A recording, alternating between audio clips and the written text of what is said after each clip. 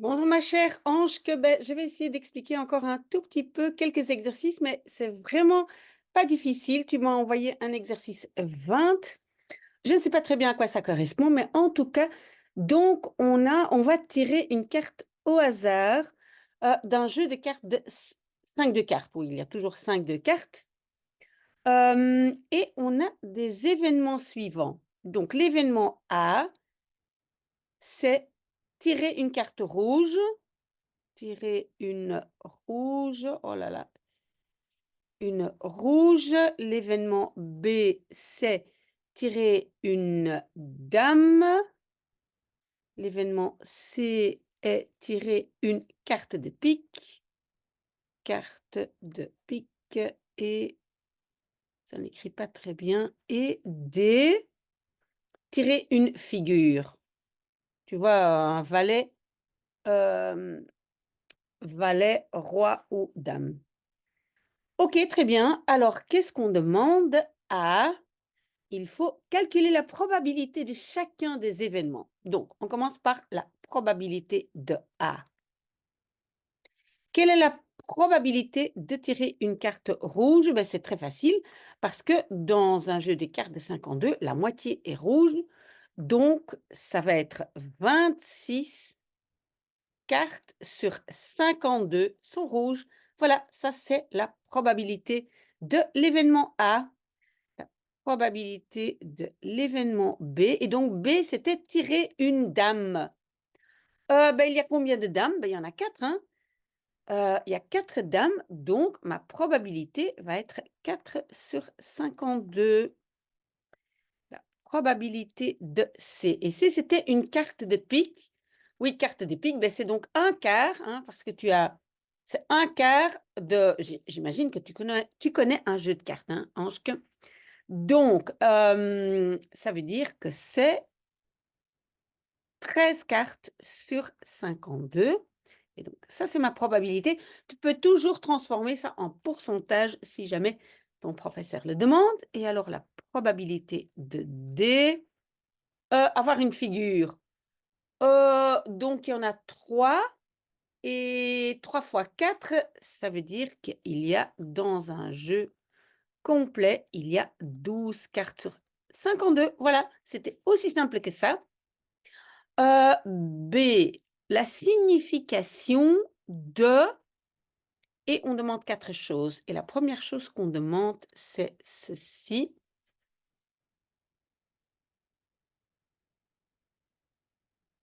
OK, et donc tu sais que ça ici, hein, ce petit pont, ça veut dire que ce qu'ils ont en commun, ce qu'ils ont ensemble. Donc A et D, qu'est-ce que A et D ont en commun? Donc rouge et figure.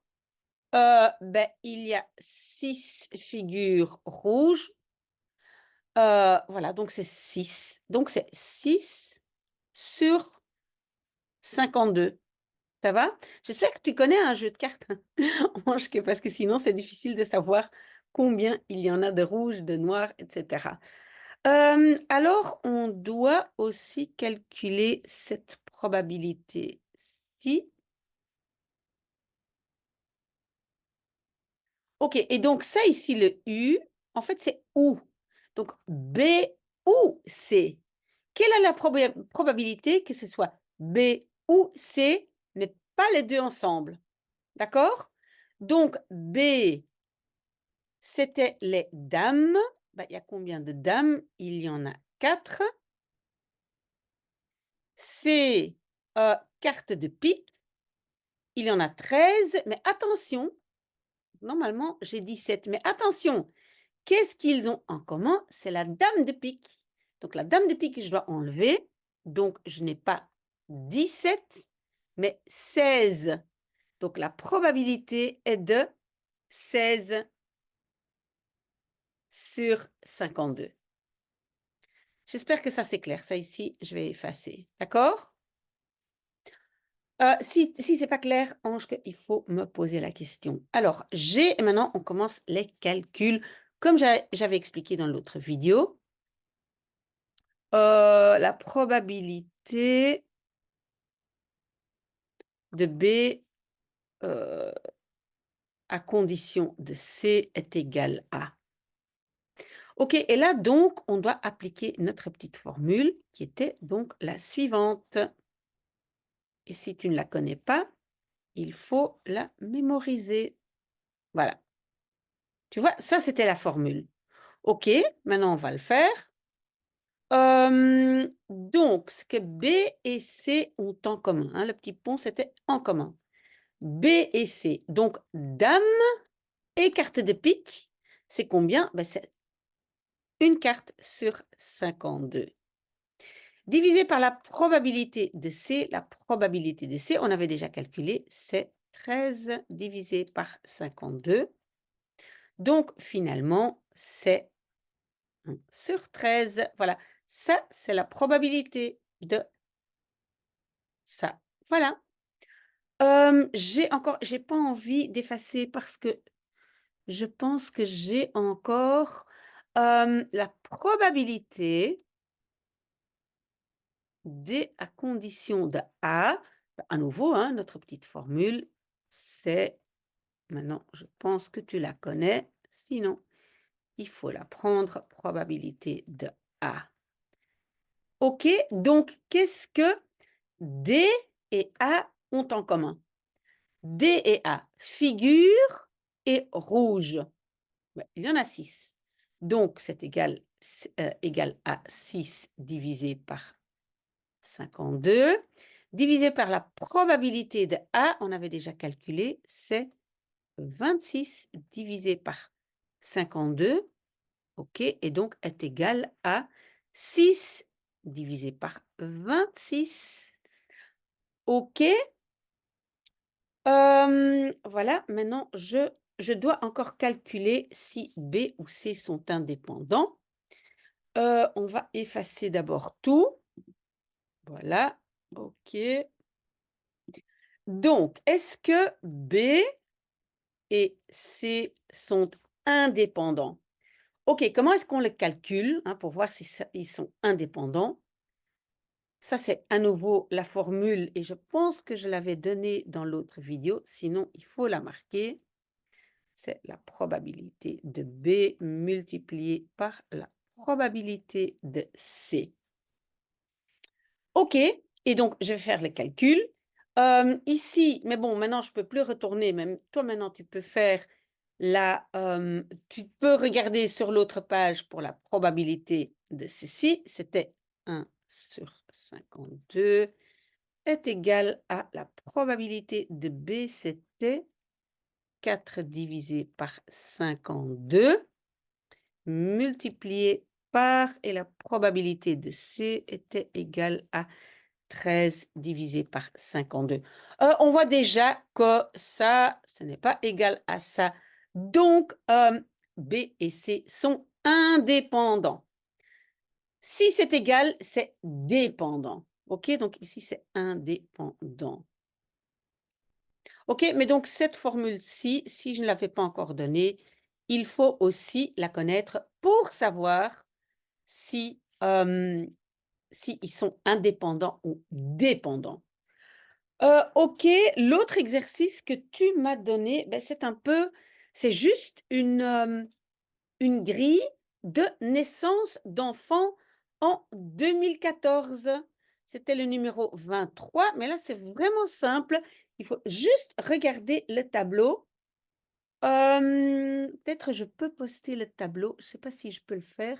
Je vais voir. Mais donc, on tire au hasard, on tire un nom au hasard dans les naissances de 2014. Et donc, il y a tout un tableau avec les naissances de 2014. Et en fait, c'est seulement une question de regarder qu'est-ce qui se trouve dans quelle colonne.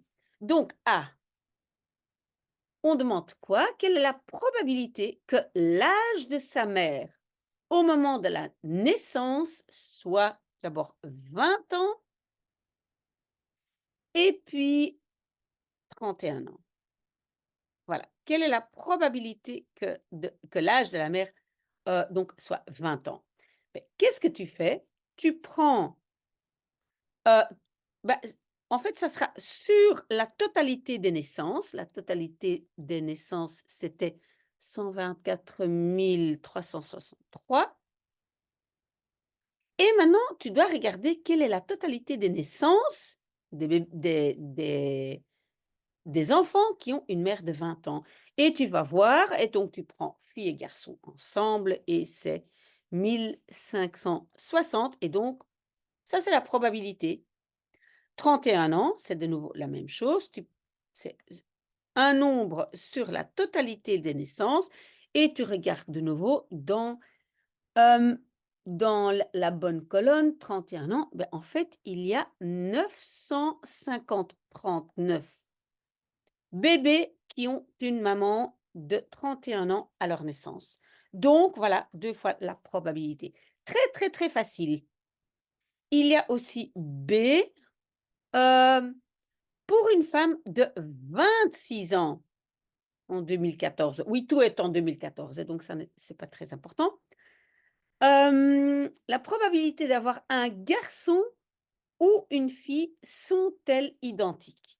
Donc, maman de 26 ans et tu dois regarder combien de filles et combien de garçons. Tu dois simplement regarder dans, le tableau et tu vois que combien de filles? Il y a 3645 filles qui ont une maman de 26 ans et il y a, hem 3892 garçons qui ont une maman de 26 ans. OK, comment est-ce qu'on va regarder si, la probabilité d'avoir une fille ou d'avoir un garçon, sont i identiques?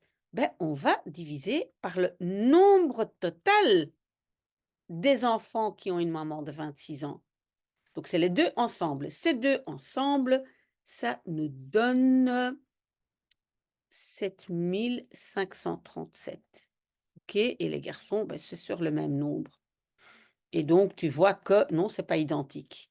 Il y a plus de garçons que de filles. D'accord? Donc la probabilité d'avoir un garçon, est plus grande. Est-ce qu'il y a encore une question? Oui, c'est: quelle est la probabilité qu'une femme qui a accouché d'un garçon en 2014 soit âgée de 29 ans?